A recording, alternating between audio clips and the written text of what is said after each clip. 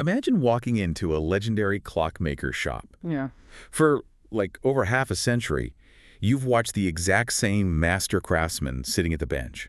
Right. You know, the rhythm of the room, the smell of the oil, the meticulous way he places every gear and every spring.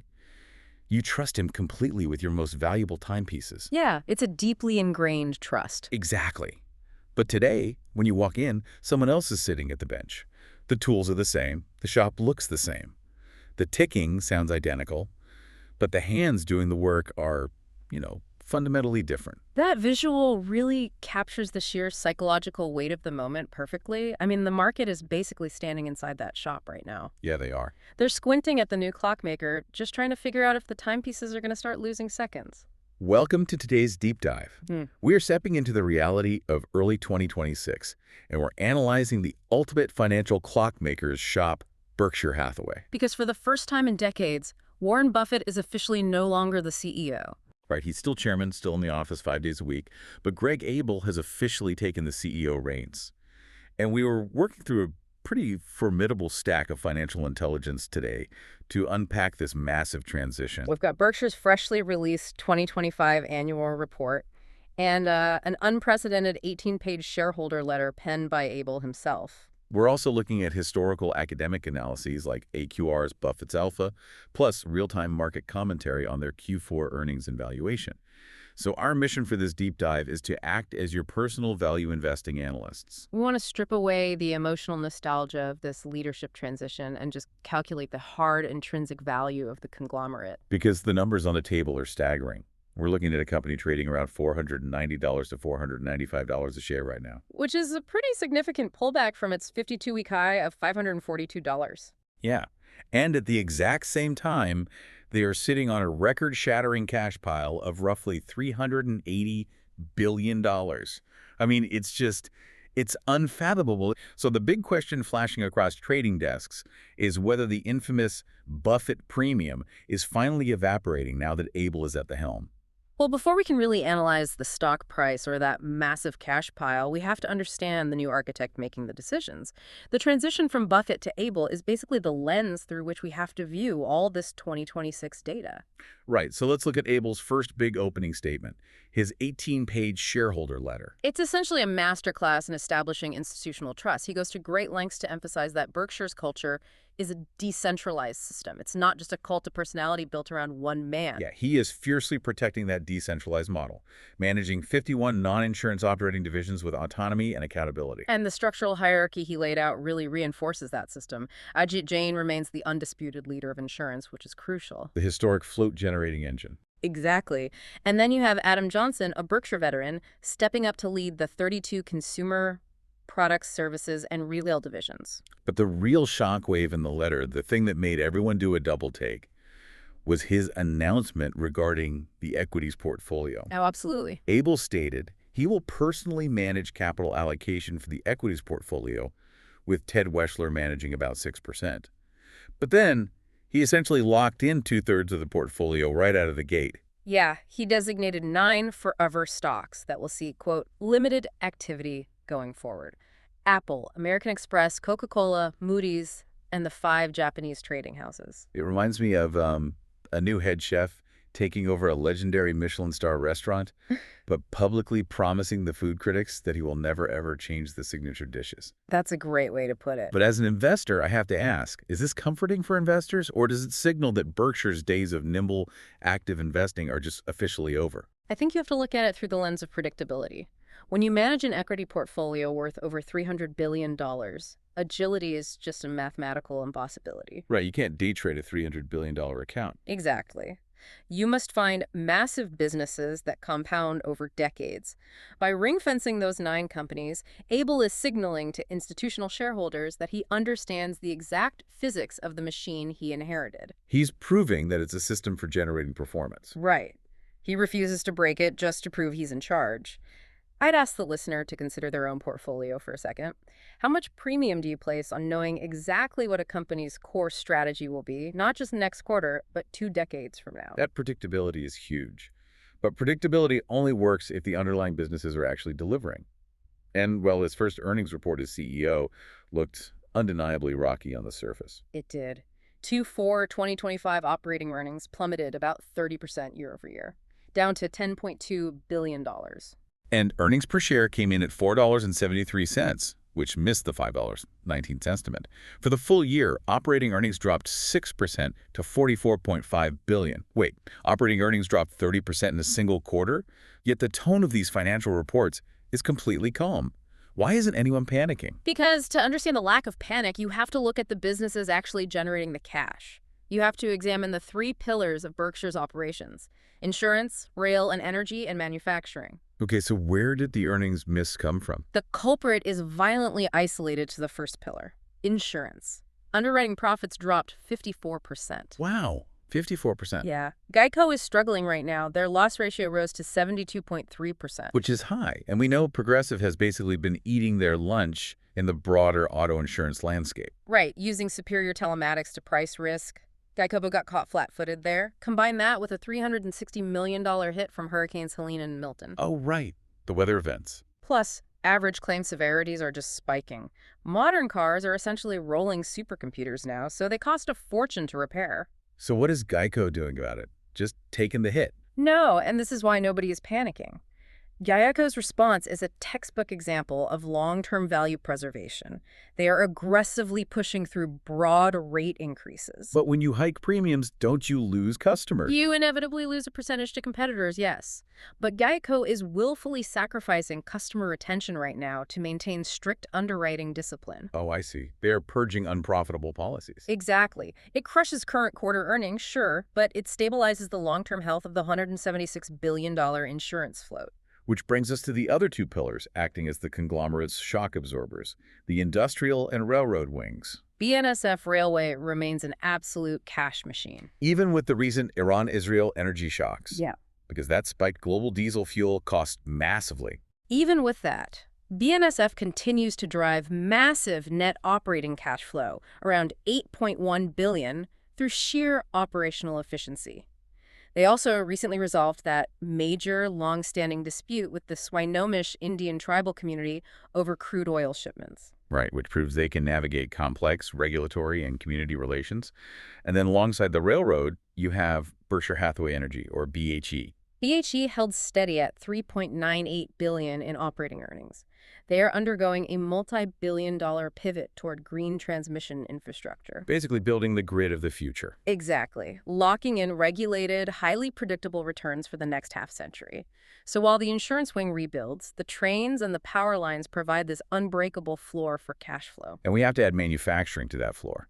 Precision Cast Parts, their aerospace component manufacturer, they are the ultimate comeback kit in this report. They really are. After a brutal lost decade for aerospace during the pandemic, look at the 2026 data. Yeah, aerospace product demand grew 7.5%. Their revenues hit $10.8 billion, and pre-tax earnings surged 34.2%. Plus, Berkshire just executed that $9.5 billion acquisition of OxyChem in January 2026. So the conglomerate mechanics are functioning precisely as designed. When catastrophic weather hits insurance, the manufacturing and industrial engines rev up to compensate. Okay, so the operations are stable. That leads us directly into the valuation debate, because at $490 a share, things get really interesting. Very interesting. The stock is currently trading at a price-to-earnings ratio of roughly 15.8. And historically, Berkshire's 5-year average PE sits around 17.6. Meanwhile, the broader S&P 500 is currently floating near a multiple of 25. So on a relative basis, the stock is undeniably cheap. But we need to look deeper than the standard PE ratio for a company like this. Right. The historical gold standard for valuing Berkshire is the price to tangible book value, or PTBV. Let's break that down. Why tangible book value? Well, when a massive holding company acquires hundreds of businesses over decades, its balance sheet accumulates this massive accounting line item called goodwill. Which is just the premium paid over the fair market value of those acquired assets, right? Exactly. By stripping that intangible goodwill away and focusing only on tangible book value, you get an unvarnished look at the hard, liquid, cash-generating power of the physical assets. And right now, that PTBV ratio has fallen below its 5-year average. So the market is pricing Berkshire's physical rail lines, energy grids, and manufacturing plants at a historical discount. That's what the metrics are telling us. I actually ran a 10-year discounted cash flow analysis on this before we sat down to see what the raw cash generation potential dictates. Oh, nice. Walk me through your inputs. So using the FY 2025 operating earnings of $44.5 billion as our starting base, and I modeled a conservative 9% growth expectation for operating earnings over the next decade. Okay, and for the terminal value? I factored in a standard 2.5% terminal growth rate and applied a 10% discount rate. The opportunity cost of capital. Exactly. And the resulting intrinsic value projection suggests a share price well north of the current $490 mark.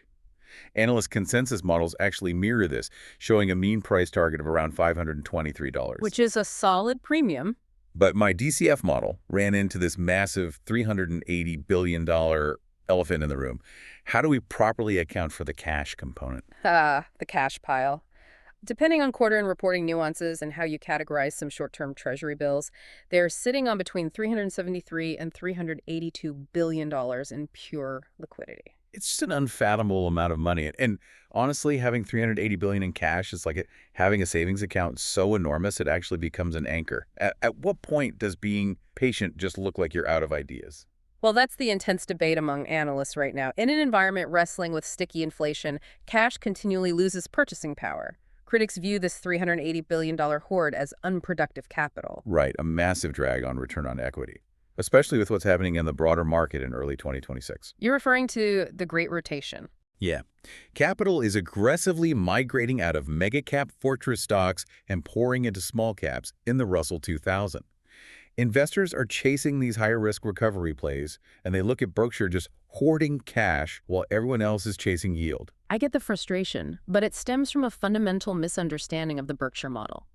If we go back to that academic study, Buffett's Alpha, it perfectly deconstructs how they achieved their historical 19.9% annualized returns. It wasn't just magic stock picking. No, not at all. It was the mathematical leverage provided by insurance float. They take the $176 billion in insurance premiums they hold before paying out claims, and they invest it.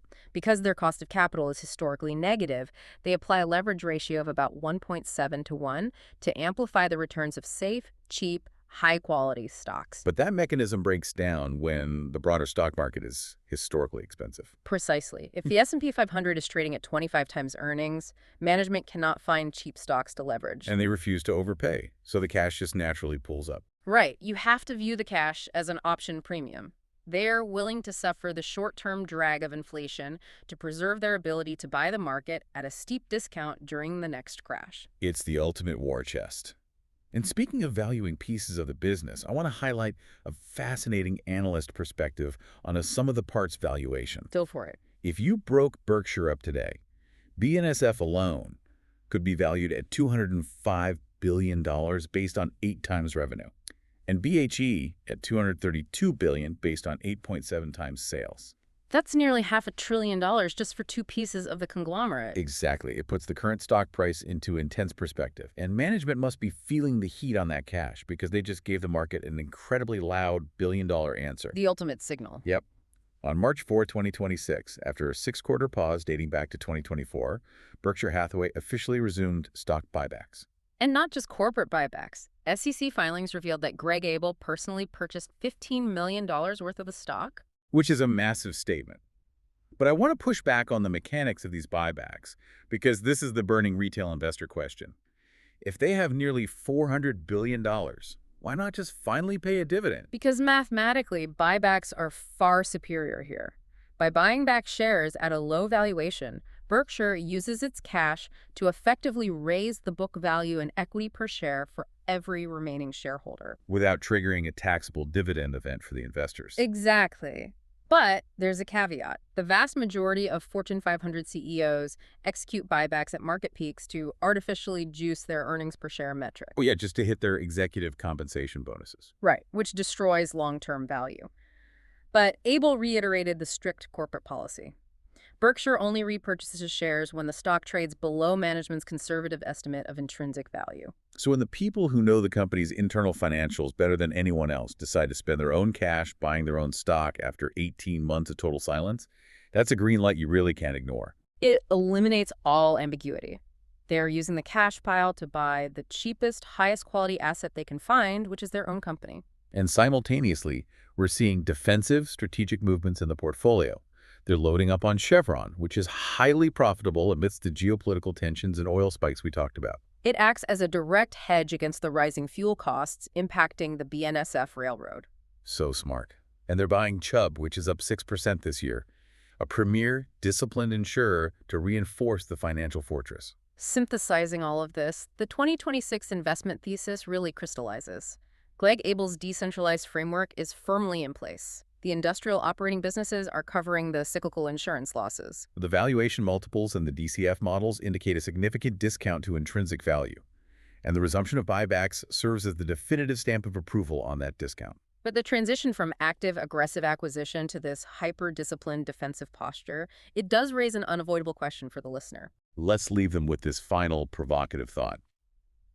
If Abel has permanently ring-fenced two-thirds of the equities portfolio as forever stocks, And the company is now so large that nimble acquisitions just don't move the needle anymore. is Berkshire Hathaway slowly transforming from the world's greatest active investment vehicle into a massive, incredibly exclusive index fund? And if it is, what does that mean for the next generation of value investors trying to emulate them? Do you actively trade, or do you find unbreakable businesses and do absolutely nothing for 50 years? It's something to mull over as you look at your own portfolio velocity this week. Challenge how you value safety. Is cash a drag, or is it ultimate option value? Keep digging into the intrinsic value of your investments, and we'll see you on the next deep dive.